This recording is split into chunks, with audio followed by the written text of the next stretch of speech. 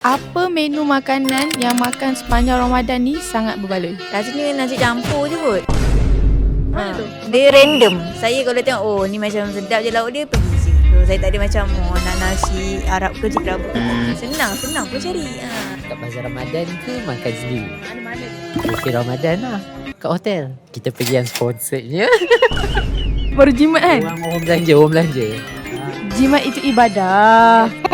Buffet Ramadan by tingkap. Wah. Buffet kan, tak kisahlah nak ambil berapa banyak pun, bagi lauk dia sedap. Tambah udang petai dia sedap. Ikan keli pun kriuk-kriuk. Sedap. Kapan dibayar? Okey bang. Menu paling membaloi nasi padang tu I paid for RM69 and I eat banyak gila. Nice. Berbaloi. Bayar sendirilah. Tolong sponsor nasi padang. I dah promote ni. Paling berbaloi. Aku masak apa aku nak ingat. Aku masak mestilah aku penat diri aku.